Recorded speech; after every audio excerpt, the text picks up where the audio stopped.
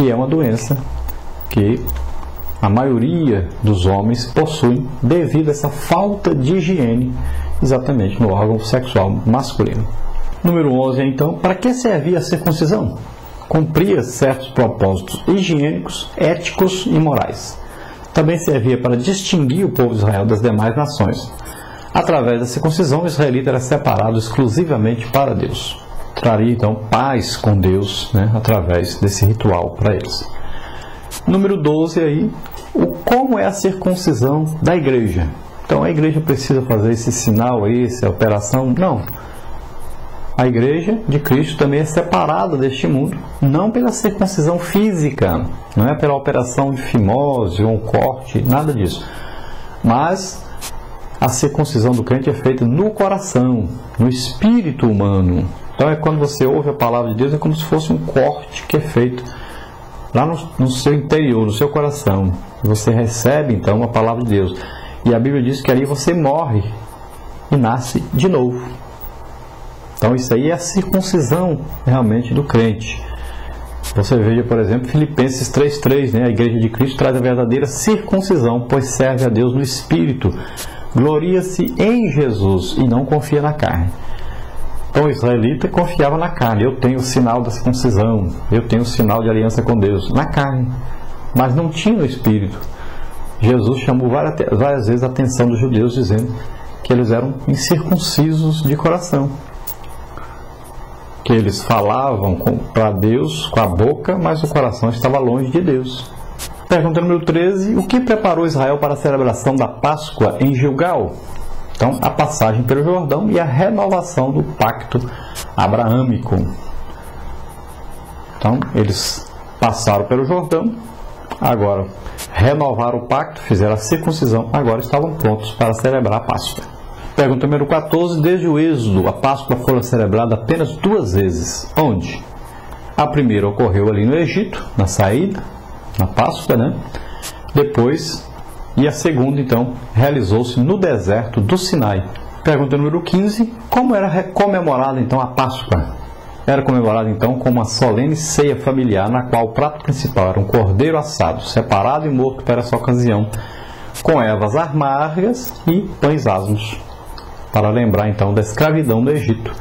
Deveriam se lembrar, então, que no tempo que estavam no Egito eram escravos, estavam doentes, fracos e, além de tudo, não tinham aí riquezas, estavam empobrecidos.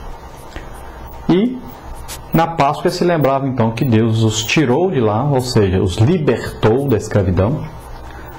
Também, se você ler Salmos, esses Salmos você vai ver que Deus os tirou de lá, e a Bíblia diz que não havia entre eles nenhum só doente ou enfermo. Deus os livrou também da doença.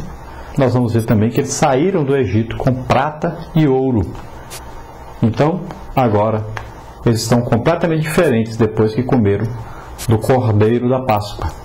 Vamos ver a pergunta nossa número 16. O que Josué falou ao povo durante a celebração da Páscoa nas campinas do Jordão?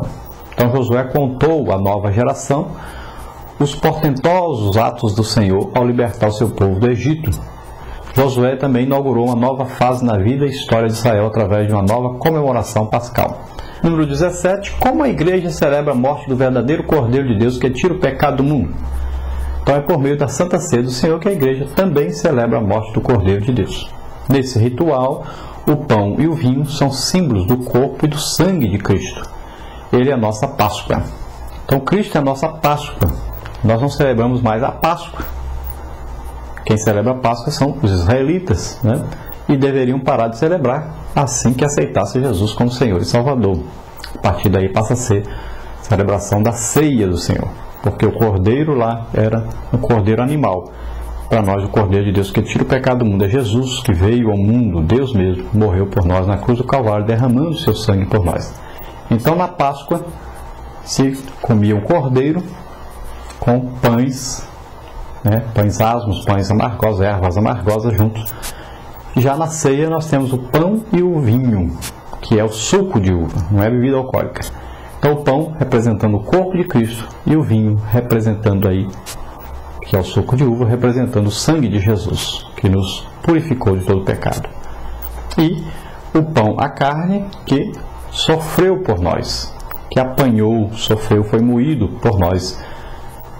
Então nós devemos lembrar que na ceia nós participamos do corpo e do sangue de Jesus. O corpo representando aí a cura física para nós, o sangue representando aí o perdão dos pecados, a lavagem, a purificação dos nossos pecados. Sempre lembrando disso. E a partir daí, confiando em Deus, vamos lutando, trabalhando, e Deus vai nos fazer prosperar cada dia mais. Número 18. O que aconteceu depois da circuncisão da nova geração israelita e da celebração da Páscoa? Por quê? Então o povo comeu do fruto da terra, porque o maná diário agora não era mais necessário, pois Israel poderia comer do produto da fértil terra de Canaã. Então o maná cessou de cair e eles passaram a se alimentar da própria terra agora que Deus lhes havia dado. Número 3 aí, parte 3, as lições da visão de Josué. Então pergunta 19, como Deus se manifestou a Josué? Então o Eterno manifestou-se a Josué na figura de um comandante dos exércitos do Senhor. Então nós cremos aí uma teofania, a representação, e era o próprio Jesus que estava ali. Número 20, que nome se dá a essas manifestações divinas e de onde procede o termo? Então, o nome que se dá é uma teofania. O termo procede do grego, então significa exatamente uma aparição, uma manifestação de Deus como homem, na figura, de um homem. 21 aí, o cristão não deve viver à procura ou à espera de manifestações angelicais, não é a base dele, mas pautar sua vida e chamadas ministeriais, então, em que? Então, sempre na palavra de Deus.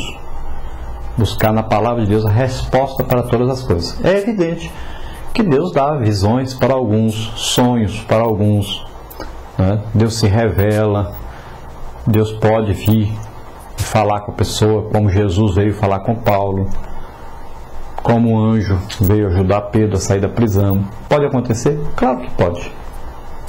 Acontece ainda hoje? Acontece. Mas nós devemos pautar nossa vida nisso. Devemos ficar o dia inteiro só pensando nisso, buscando isso, que apareça, que aconteça. Não. A palavra de Deus está aí. Ela é o rumo, é o prumo, a constituição magna do crente. Pergunta 22. Qual a importância da visão de Josué? Então, foi por meio dessa visão que o Senhor confirmou mais uma vez a liderança de Josué. Quem tem um encontro com o Senhor, segue para frente confiante. Não existe coisa mais importante que ter um encontro com Deus. Pergunta número 23 aí, que é para completar. A vitória contra os cananeus estava garantida, uma vez que o próprio Deus fazia-se presente entre as tropas israelitas por meio do príncipe do exército de Israel. Não eram as estratégias bélicas ou a força dos valentes que garantiriam a vitória, mas aquele que é forte e poderoso na guerra. Glória a Deus. O líder das tropas realmente era Jesus Cristo que estava ali. E ele nunca perdeu guerra nenhuma, nem ia perder essa. Nós sabemos já. Pergunta 24, que também era para completar. Nesta lição aprendemos que a vitória dos israelitas estava condicionada à obediência ao Senhor e à sua palavra. Deus não apenas cumpriu as promessas que lhes fez no passado, mas assegurou-lhes novas vitórias no futuro. Se formos submissos ao Senhor e à sua palavra, teremos as mesmas garantias, promessas e vitórias. A vitória do povo de Israel dependeu da sua obediência a Deus, da sua submissão aos desejos de Deus, à vontade de Deus, às ordens de Deus. Assim também a igreja, se nós somos obedientes, submissos à voz de Deus, à palavra de Deus, nós teremos uma vida tranquila, uma vida sossegada e estaremos sempre tendo de vitórias em vitórias nas lutas que nós temos que passar por elas. Glória a Deus. Queremos convidar você neste momento a aceitar Jesus como Senhor e Salvador. Se você está doente, vamos orar por você agora. Se você está com um problema financeiro, se você está com algum problema familiar, qualquer tipo de problema, confie no Senhor. Entregue sua vida, entregue seu caminho ao Senhor. Confia nele, mas Ele fará. Vamos orar. Ó Pai querido, em nome de Jesus, te apresentamos agora essas vidas. Ó Senhor, aqueles que se entregam a Ti agora, recebe-os como filhos, escreve seus nomes no livro da vida. Ó Senhor, ajuda-os, dá-lhes a certeza da salvação. Aqueles que estão enfermos, ó Pai, em nome de Jesus, eu ministro sobre eles a Tua cura. Estende, Pai, a Tua mão saradora agora sobre essas vidas, em nome de Jesus.